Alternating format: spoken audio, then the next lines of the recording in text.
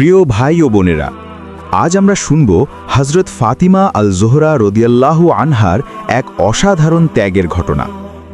একবার হযরত আলী রদিয়াল্লাহু আনহু, হযরত ফাতিমা রদিয়াল্লাহু আনহা এবং তাদের দুই সন্তান হাসান ও হুসাইন রদিয়াল্লাহু আনহুমা অসুস্থ হয়ে পড়েন। সুস্থ হবার পর তারা মানত করেন আল্লাহর সন্তুষ্টির জন্য টানা ৩ দিন রোজা রাখবেন। প্রথম দিন রোজা রাখলেন। সারা দিন ক্ষুধার্ত থাকার পর ইফতারের সময় অল্প কিছু রুটি প্রস্তুত হলো। ঠিক তখন দরজায় কড়া নাড়ল এক দরিদ্র মানুষ। সে বলল, আমি ক্ষুধার্ত।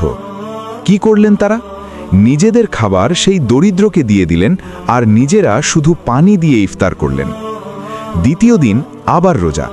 ইফতারের সময় এলো এক ইয়াতিম, আবারও নিজেদের খাবার দিয়ে দিলেন।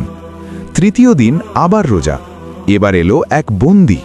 সেদিনও তারা নিজেদের খাবার দিয়ে দিলেন আর নিজেরা রইলেন ক্ষুধার্ত। সুবহানাল্লাহ, ৩ দিন ধরে তারা শুধু আল্লাহর সন্তুষ্টির জন্য নিজের ক্ষুধা সহ্য করলেন। এই ঘটনার প্রেক্ষিতে সূরা আল ইনসানের আয়াত নাজিল হয়। তারা আল্লাহর ভালোবাসায় মিসকিন, ইয়াতিম ও বন্দীকে আহার করায়। আমরা তো তোমাদেরকে শুধু আল্লাহর সন্তুষ্টির জন্যই খাওয়াই, আমরা তোমাদের কাছে কোনো প্রতিদান চাই না।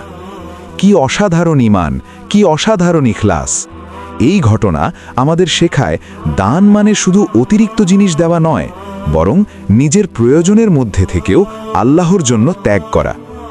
এমন হৃদয়স্পর্শী ইসলামিক ঘটনা নিয়মিত শুনতে সাবস্ক্রাইব করুন আমাদের মুজাম্মেল ভাই .7 চ্যানেলটিতে। ভিডিওটি শেয়ার করে দ্বীনের এই শিক্ষা ছড়িয়ে দিন। আল্লাহ তাআলা আমাদেরকে হযরত ফাতিমা রদিয়াল্লাহু আনহার মতো ইখলাস ও ত্যাগের শিক্ষা গ্রহণ করার তৌফিক দান করুন। আমিন। আসসালামু আলাইকুম ওয়া রাহমাতুল্লাহি ওয়া বারাকাতুহু।